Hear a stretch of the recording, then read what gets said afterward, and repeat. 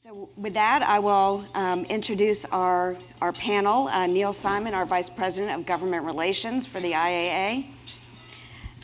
Chris Karsman, who is Senior Policy Advisor at Affiliated Managers Group and Chair of the Board of the IAA. And Rick Fleming, who is the Investor Advocate in the Office of Investor Advocate. And rather than reading a description of your history and experience, Rick, I thought I'd start by asking, what is the Office of Investor Advocate, and what do you all do to share with our folks here? Well, thank you. Thank you, first of all, for the invitation to speak here today.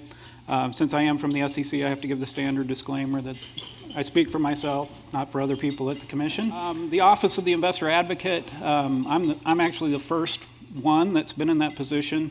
It's an office that was created under the Dodd-Frank Act, and the basic idea is to put someone within the SEC to sort of continually remind everybody of the needs of investors, particularly retail investors, and to be an independent voice for those investors within the Commission when it comes to the policymaking process. And so we review rulemakings as they flow through.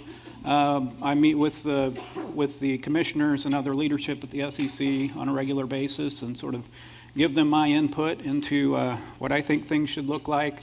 We also monitor rulemakings at the self-regulatory organizations, so FINRA, the MSRB, the exchanges, and we also advocate in those settings as well. So we keep pretty busy on the policy front. We do a few other things. We house the SEC's ombudsman, who is someone that investors can go to if they have a concern about the SEC. We have a research function where we do investor testing and things like that, surveys, focus groups, things of that nature. So that's sort of the gist. Well, thank you, Rick. It's a very important office, and we appreciate our collaboration with you and your colleagues on investor testing and investor advocacy and all that you do. We have a lot to discuss today. There has been quite a bit going on. Recent developments and what's coming down the pike. Let's start on Capitol Hill, and I will ask Neil to give us a few highlights of what the Investment Advisor Association is following there. And there is a perception that not a lot's happening on the Hill these days. Is that true? Well, first a disclaimer. I also want to make clear that I am not speaking for Rick Fleming, Rick Perry, or Rick James. I could probably do a couple of Rick James songs. We'll do that later. There has been, Capitol Hill has been a frustrating place. I think you're all aware that the environment of Washington, D.C. has become increasingly partisan, if not toxic. Nonetheless, there has been activity, I believe, of import to investment advisors. And I think on the top of my list, I'd put the SECURE Act, a retirement savings bill. This was a piece of legislation that passed the House, I think by a vote of 405 to 9. How often does that happen? Way back in May, and then was languishing in the Senate with no activity whatsoever, which reminds me to the saying that of Washington insiders that the Senate is where House bills go to die. Well, lo and behold, the SECURE Act found its way into the year-end spending bill that kept the federal government operating. It does a whole bunch of things. One, it allows small employers to bind together in common 401ks known as MEPs, multiple employer plans. But perhaps of greater import to you with high net worth clients, it changed some of the rules on IRAs and 401ks. It pushed back the age at which required minimum distributions, RMDs, must be made from 70 and a half to 72. It took off the cap entirely for workers making contributions to the IRAs, which also used to be capped at 70 and a half. Now, if you are working till age 85 or 90, you can continue contributing into your retirement plan. That is some of the good news. And I should add, by the way, we had a webinar, IAA had a webinar on the SECURE Act that was quite splendid. And for those of you who are members, you can access it and listen to it on our website, and I'd commend it to you. But the stuff I mentioned is some of the good things. Perhaps the downside was the pay for. These days, under congressional rules, if you propose something that costs money, and the Secure Act was estimated to cost the Treasury about $16.8 billion, you have to offset it with another proposal. And that proposal, which was part of the Secure Act, got rid of the so-called stretch IRA planning technique. By which inherited IRA could skip a generation, be passed down to a grandchild or such. That is no longer possible. But it's mostly good news. Way back when the Secure Act passed in May, we thought it was going to be the first of 2 or maybe 3 significant pieces of retirement savings legislation. IAA strongly supports ways to enhance retirement savings. I am not so optimistic in the remaining days of this Congress, even though there is activity in the relevant committees that we're going to see more retirement bills be enacted into law. But if you're not familiar with the Secure Act, take a look at it. We published about it in our newsletter, and again, we did do a terrific webinar on it. A couple other tax things very quickly, Karen, if I may. One, in the 2017 Tax Cuts and Jobs Act, there was a new 20% pass-through deduction made available to owners of pass-through businesses, S corporations, partnerships, and the like. However, service businesses, including you all, were broadly excluded. In fact, under the statute, service businesses were out, with the exception of architects and engineers. I'll tell you that story later if you're curious about it. Subsequently, the IRS, in letter rulings, extended the 20% pass-through deduction to real estate brokers and insurance agents. And mind you, if you're a service business, you can take advantage of it, an owner of a service, of a pass-through business, but it's limited. Your income can't be more than $157,500 individual or $315,000 if you file jointly. We would like to see that benefit made available to investment advisors. There is no reason for them to be put at a disadvantage relative to other businesses, and we have been on Capitol Hill with members of the Financial Planning Coalition, which is the Financial Planning Association, the CFP Board, and NAPFA, as well as with any number of independent broker-dealers that would also like to see that. So that's a legislative priority, pass-through businesses. Second one, the deduction of investment advisory fees. You may be aware that before the 2017 Tax Cuts Act, in limited circumstances, your clients were able to deduct the advisory fees they paid your firms. And that limited circumstance was that their itemized business deductions had to exceed 2% of their adjusted gross income. Not only would we like to see that deduction be restored, we would like to see it expanded to all taxpayers, all individual natural taxpayers. We believe it would be good public policy to incentivize taxpayers to seek the services of fiduciary professionals like you all. Tax policy is used to incentivize behavior all the time. We think this would be a critically important advancement in terms of assisting taxpayers plan for retirement. And then finally, in the tax front, and then I'll shut up for a bit, the financial transaction tax. For those of you who have been following, perhaps somewhat painfully, the Democratic primaries, you know that everyone from Bloomberg to Bernie Sanders has proposed a financial transactions tax to fund some of the new programs that they're talking about. We stand with a score of other trade associations and organizations in this town opposed to a financial transactions tax. It would be regressive. It would be burdensome. It would harm Main Street investors. So these are some of the issues that we'll be talking about throughout this year, certainly at our Advisor Advocacy Day, where I expect to see every one of you on June 11th. And there's more information on these and related issues on our website. Thank you, Neil. And I would second the plug for Advisor Advocacy Day. It's really important that our voices are heard on Capitol Hill. I would encourage all of you and your colleagues to come join us. Can I make that a third and just say that it is really important to be there and to go to Capitol Hill and let our representatives actually see our industry through individual eyes.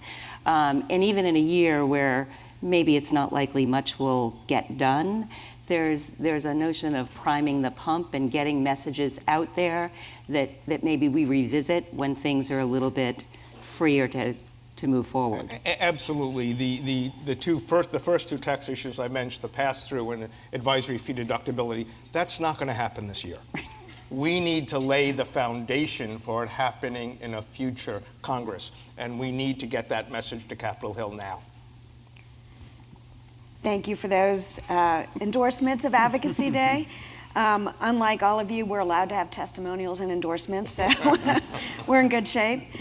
I'd like to turn now to the regulatory environment. Congress also needs to take action on a vacancy at the SEC. Commissioner Jackson has left as of February 14th, and the commission is down to just 4 commissioners with only 1 Democrat, Commissioner Lee, who you heard from yesterday. Rick, what does the current composition of the commission mean for the SEC's approach to rulemaking?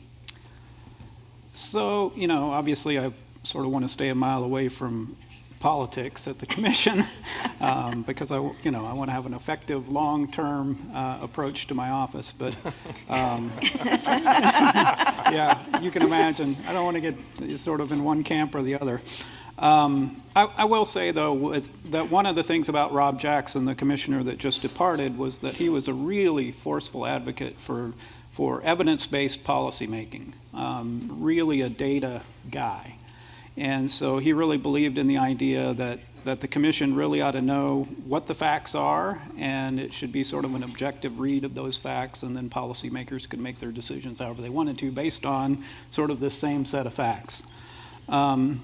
And that's not a partisan idea, because before Commissioner Jackson, Mike Pivovar from the other party had that same approach, really strong in terms of evidence-based policymaking.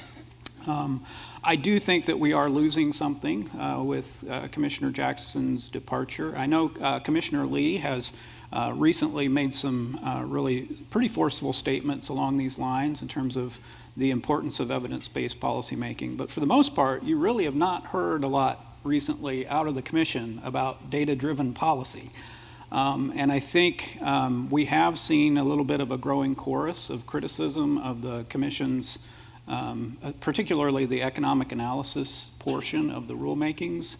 And, just to give you a few quick examples, if you go back to Reg BI, there was this really astonishing comment letter that came in from a large number of former chief economists at the SEC. Basically almost all of the, living former chief economists that were very highly critical of the economic analysis in the Reg BI proposal when it went out. There's a current rulemaking out for comment. It's a little bit more in the weeds, but it has to do with an exemption for certain low-revenue public companies to get an exemption from having to get auditor attestation of their internal controls over their financial reporting. And in that one, we saw, some criticism from the academic community about the economic analysis, in particular from some of the academics whose works were recited in the economic analysis. And some of those authors wrote in and basically said, you used our work to basically support a particular conclusion, and we think our work would have led you to the opposite conclusion. So that's a little problematic.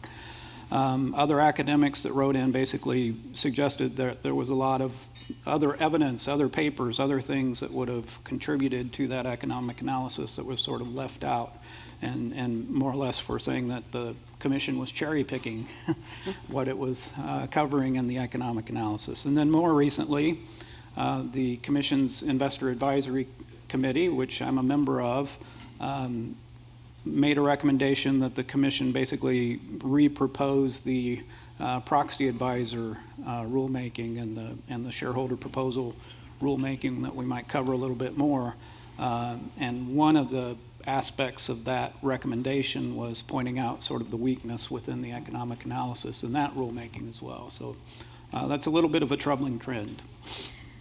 Right, and Commissioner Lee also mentioned the evidence-based aspect or lack thereof with respect to the proxy voting proposal, and Chris would love to get your Created perspective. a really challenging environment for all of us. And it's been a challenging environment for asset management firms generally over the last year, with enormous pressure on firms with fee reductions and the active-passive debate that's going on. And so our regulatory environment has felt really part of the pressure on firms, right, with multiple proposals coming out of the SEC. Really, I think we're seeing that lack of evidentiary basis because things are happening quickly and sometimes inexplicably, right? Yeah. And I don't want to talk about politics either. I'm not prohibited, but he does. I'd be happy to talk about politics. But it certainly feels as though our current regulatory environment has more politics in it than we're used to seeing. So that comment actually reminds me, if you go back a few years, we had the financial crisis, and out of that came the Dodd-Frank Act, and just a high number of mandates on the SEC to do rulemakings. And at that time, there was a lot of criticism from the industry, similar to what you're saying. There's so much rulemaking being done, and the economic analysis is really weak. And the SEC actually responded to that criticism by upping its game in conducting economic analysis, and they adopted some internal policies and procedures for how they were going to do, fulsome, objective economic analysis that sort of weighed all the evidence and sort of, treated it objectively. And those policies are still in place, but those policies that were adopted in the midst of sort of a regulatory environment, my concern is, that the Commission ought to be faithful to maintaining those same policies when it's moved into a deregulatory environment. Otherwise, it's not really fair to the investor. And of course, folks in the industry have other concerns about that as well. I'm sorry, are we in a deregulatory environment? There are some exceptions to that, aren't there? It doesn't feel like a deregulatory environment. You think about I'm thinking more of the Corp Fin kind of regulations. Yeah, I think for our industry, we've had a high volume regulatory environment over this past couple of years, and I think that's I think we feel it, right? And everybody in this room feels it, because every new thing that introduces a new requirement, and we'll talk about some of those, is just an additional requirement on top of all of the other requirements that were there pre-existing, right? So we've seen none of the withdrawal of regulatory requirement and a lot of piling on. Well, I'm going to move to an area where we actually asked the SEC to take action. We asked the Securities Exchange Commission to take a look at its rules and regulations and modernize and streamline them. And the SEC has been very open to taking a look and conducting a retrospective review of rules and seeing what has been working and what has not been working. One of the areas where we asked the SEC to take a look was the advertising rule. We have been reminding the SEC that it has not updated the rules since 1961, and a lot has changed in our industry and in our world since 1961. Most of you were born since 1961. Right, people talk about social media, but we didn't even have the internet or fax machines or, anything else. So we were pleased to see that the SEC took on the advertising rule. It was a challenging undertaking, and they were balancing a lot of different perspectives. You did hear Commissioner Lee and Division Director Blast talking about it, and we don't have a panel on it at this conference because it's just a proposal, but I suspect by this time next year we'll be having a panel on implementation. But from our perspective, the SEC took a step in the right direction. We're trying to make the rule principles-based, flexible, evergreen, so they wouldn't have to have these 40 to 60 to 100 no action letters filling in gaps when the rule gets outdated. So we were pleased that the SEC went in that direction and eliminated the 4 outright prohibitions, including very much on testimonials and past specific recommendations, which had been interpreted so broadly that our members for many years have had trouble with those areas, and really coalesce all those no action letters into one release. So those were all things that we were very pleased to see. We obviously do have a number of very significant concerns with how broadly the definition of advertising was expanded. It could be read to include almost any communication with a client or prospective client. That's going to make compliance extremely challenging. And then you pair that with a proposed requirement for pre-review of all advertising, and you get a really unworkable rule that you really can't operationalize. We are working with our members. We obviously submitted the letter that Gail referred to, the tome, but we anticipate working constructively with the SEC to make changes to the proposal so that the final rule is operationable by all of you. And Chris, I don't know, you have a few. Yeah, it strikes me that, look, there's no question but that we are all pleased that the SEC took this on, right, and took the step, right, to modernize the rules. But some of what's in there just feels so old school, applying the review process, a new requirement for review process. What happened to our compliance programs that are in place that provide that process that's fitted to each of our businesses, right? It just almost startling in the lack of appreciation for the things that are already in place. But I know that this is how it goes, right? And that 77-page comment letter, which if you haven't taken a look at, I would urge you to. It is a book on advertising rules and regulations. You can read the executive summary if you're pressed for time. And look, make some very specific suggestions to the SEC as to how to correct the proposal, right? And my hope, and I think probably shared by everybody in this room, is that our advocacy process will result, as it has many times in the past, in getting this proposal into a good place for the industry. So it really will be a step forward in all the right respects. Absolutely. And if any of you want to get involved with our advocacy on that, come see any of us. We're happy to add you to our extensive advertising working group. At the same time, and we have not discussed this, I believe, yet at the conference, so I want to mention it, the SEC proposed to modernize and streamline the cash solicitation rule. And the modernization and the streamlining in certain aspects is extremely helpful. But they also made that rule more broad in ways that might be hard to operationalize. So, for example, the proposal would expand the cash solicitation to non-cash in a very broad and actually kind of amorphous way that would make it hard to really figure out what non-cash compensation is. And it also included private fund solicitation in there, and we think that private fund solicitation is really covered by other regulatory regimes. There are a lot of other areas where we made very specific recommendations to the SEC and its staff at the Division of Investment Management to improve the proposal for cash solicitation, and look forward to working with the Commission on that as well. I don't know, Chris or Rick, did you have any observations about the rulemaking? Well, I thought more about the advertising side of it than the solicitor piece. On the advertising, and I did read the 77-page letter, thank you.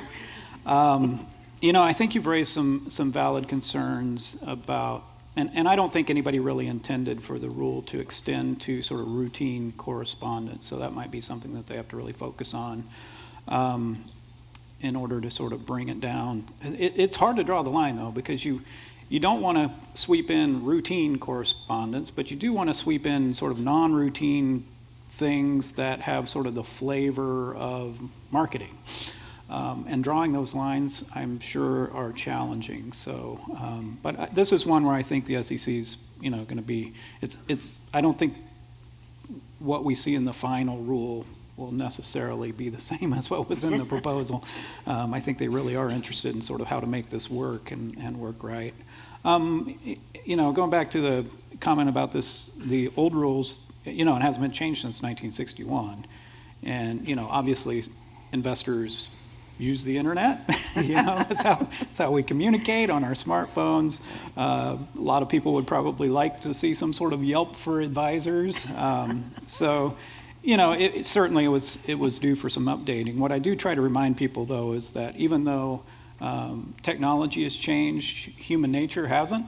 And so when the Commission talked about testimonials being sort of inherently misleading back in 1961, I do wish the Commission would have sort of addressed that a little bit more head on, and why we think that's different now than it was then. And maybe they got it wrong in 1961, I don't know. But like I say, I think some people would like sort of a Yelp for advisors these days. But on the other hand, we've probably all seen the testimonials for things like reverse mortgages, and that's probably not what we want for this industry. So somewhere in there is the right balance. No, absolutely agree, and I do think there are ways to make improvements to this rule while striking the right balance between making it operational for all these folks in the room and strong investor protection. Moving on another investor protection note, since our conference last year, we had the whole standard of conduct rulemaking package. That's also obviously critically important. We covered the fiduciary interpretation in many ways and conflicts of interest at an earlier panel today, as well as Form CRS yesterday. We're certainly not going to get into the weeds on it here on the panel. I do want to focus on Form CRS because that's something that your office, Rick, worked on a lot, and we had interactions with. Big picture, do you think Form CRS is going to help alleviate investor confusion? What are you looking for there, and do you think there'll be investor testing of Form CRS once everybody has it out to their clients and prospective clients? So that's a really good question, and I do think Form CRS will help.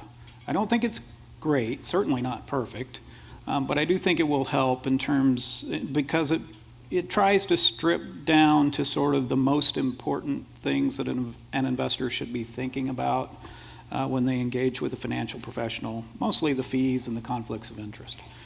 So by sort of summarizing those things in one shorter document, I think it will be helpful. Probably the most promising thing about that form, at least that I hope will happen, is that we'll get people engaging in more of a conversation with their financial professional about fees and conflicts of interest and other things that might be of interest. So I have some hope. Again, it's not a perfect document. When it comes to testing, yeah, absolutely. I hope that the Commission, I really hope that my office can help the Commission get to a point where investor testing is just sort of routine, and especially when it comes to things like disclosure documents for average consumers. The Commission's, truthfully, candidly, it's behind some other agencies and how they do that. And so I'm trying to build up some resources within my office in terms of not just economists and lawyers, but also, behavioral scientists, and hopefully we'll get some marketing people and that sort of thing, that can help the commission better understand how people process information, what kind of design elements work the best, to try to get past the days when it's just a bunch of securities lawyers sitting down trying to come up with disclosure documents. So hopefully we'll get to that point, and part of that would be, testing these documents that are going to be put in front of average people, coming up with sort of multiple samples of what those documents might look like, testing to see which one actually works best in terms of communicating the information, helping people understand it, and be able to actually make decisions, on whatever important question it is that we're trying to address in that document, and then sort of going through an iterative process to come up with the best disclosure document we can. So yeah, that's my dream for the future, is that the commission will do more of that. That's great. Great dream. Sounds like exactly the kind of stuff that should have happened before. Well, but Rick, as you let's recall, have it after. Let's have it after. I think we've been, as an industry, skeptical that Form CRS really is going to meaningfully improve investor confusion. But it's done, and we're all working on it to get it out, and we'll see what happens, and would very much look forward to having some kind of testing on the other side. And Rick, I'm sure you recall, we proposed an alternative form CRS, which we thought would be superior to ultimately was adopted, but the time frame for adoption of the rule apparently did not allow for it to be tested. But that would have been I think that would have been helpful. But Thank you.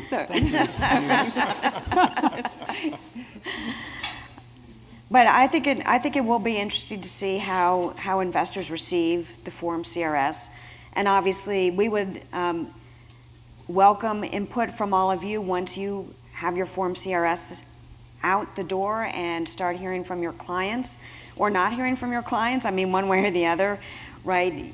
We would like to get feedback and be able to pass that on to the SEC for how it's working or not working, and how it can be improved. On the fiduciary front, we'll stay there. There's been a lot of activity with the states. There are a number of states that have proposed fiduciary or fiduciary-like rules.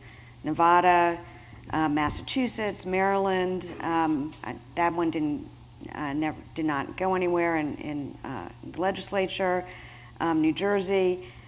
We are pleased to report that even though Massachusetts did finalize its fiduciary rule, they recognized appropriately that federal preemption required them to exclude SEC registered advisors and their representatives, which is what the Investment Advisor Association had urged them to recognize and consider. So we were pleased to see that. That having been said, a number of parties were not happy with the Massachusetts rule, both from the brokerage and insurance industries, as well as from the consumer group side, and we expect that there might be litigation over the Massachusetts rule, and other states are obviously watching. Chris, Rick, Neil, any comments there? Well, what a world. What a world. I mean, some of us remember, way back when, before there was NISMIA, when we all dealt with multi-state regulation of our businesses. It's concerning, frankly, to have it happening again, and to really the need to push back on it when it happens. And so, great that we're having success when we do that in specific, but it's a troubling development. Yep, and we are continuing to monitor all of the states and their activities in this area, and reminding all of them of NISMIA and federal preemption. Staying with the states, another development that I don't think has been discussed yet at the conference that is important for all of you to know is that the Association of State Securities Regulators, NASA, has issued a proposal for continuing education for investment advisor representatives. That would apply to both representatives associated with state and SEC registered firms. The securities administrators had put out, done extensive reach out to all stakeholders. They'd reached out to the IA and any number of other stakeholders as they considered whether to issue a proposal. Now they have. It would, and obviously they already do have examinations for investment advisor reps and licensing. They never had continuing ed before. The proposal would be to require 12 total credits per year, 6 on products and practice. Knowledge and competency would be products and practice, including, you all should know, compliance. 6 on ethics and professional responsibility, including related to duties and responsibilities on fiduciary. They would develop criteria to review eligible course givers and content. They would also propose to ensure that there's no duplication, so that if they felt coursework that you're doing for continuing ed as a CFP or a CFA or for FINRA could count. So they're looking at that for the proposal. Comments are due March 30th. We are collecting feedback from our members to submit a comment letter. If you would like to be involved in shaping our advocacy on that and our comments, please contact us. We're going to have calls to discuss our positioning, so get involved. Comments on continuing ed for investment advisors? I think this is a significant development. Continuing education and the licensing of investment advisors is something that comes up in the policy realm fairly regularly. So I think it's worthwhile that you all pay attention to it, read up, and help us shape our position on it. That's right. Certainly reminds me of the days when we were very concerned about the possibility of a FINRA-type regulator, an SRO for our industry, and that was... You're no longer concerned about that, Chris? Not today. So it's, obviously it's something I think that all of us should be interested in understanding what this proposal is.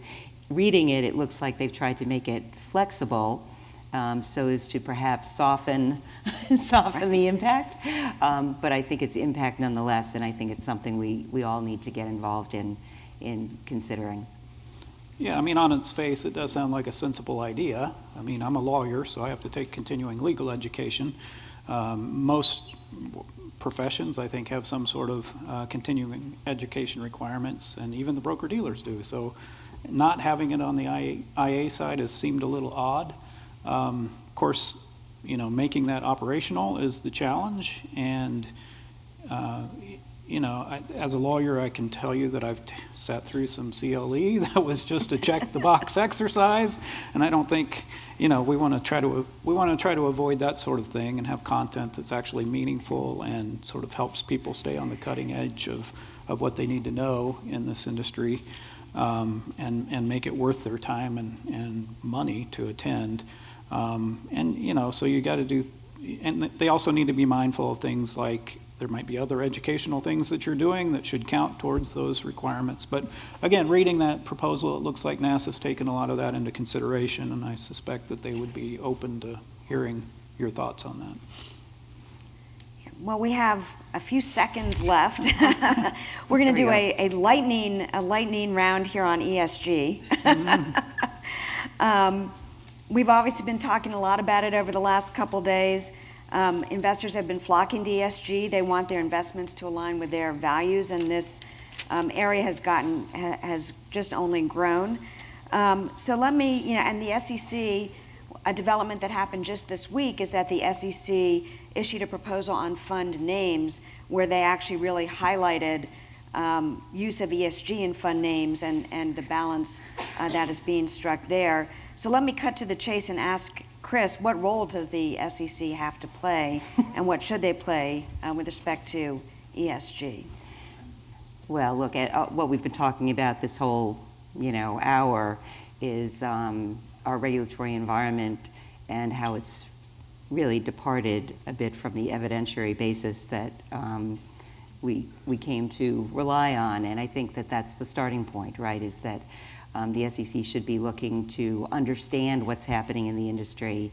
And then, you know, as is usual for our principles-based regulatory structure, think about disclosure and think about making sure that people are understanding what people are doing in this space. It's clear from the session just down the hall, just before we came into lunch, that ESG means a lot of things to a lot of people, different people, and that there are a lot of different standards already percolating around that people are thinking about. And so, you know, I'm not sure this is the place where the SEC should be thinking about, you know, creating yet another standard. So that's my... Rick? Well, so, you know, as you see in the names rule, I think the commission does have sort of an appropriate level of concern about things like what's called greenwashing. So funds that call themselves ESG that don't really, well, we don't know what that means really. Some really take it seriously. Others, it may be more of a marketing tool. And I do think that the commission, again, has sort of an appropriate level of concern about that. The problem that they have is that the commission hasn't really established sort of the foundational disclosure requirements for companies, for public companies, to have to disclose ESG-related matters. And there are a bunch of different metrics that can be used. You've got SASB, you've got GRI, you've got a bunch of other things that companies could use, and some of them voluntarily do.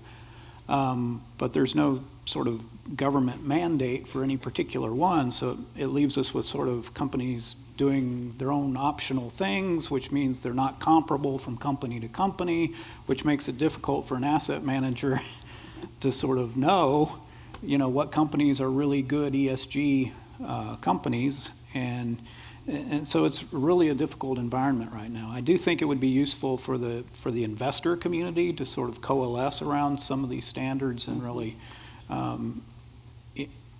you know, come to some consensus on which one are we going to use in the U.S. Because until that happens, you know, the commission's going to be pretty reluctant to sort of pick a winner. Thank you, Rick. Unfortunately, we are out of time. I very much enjoyed the discussion with all of you today. Please join me in thanking our panel.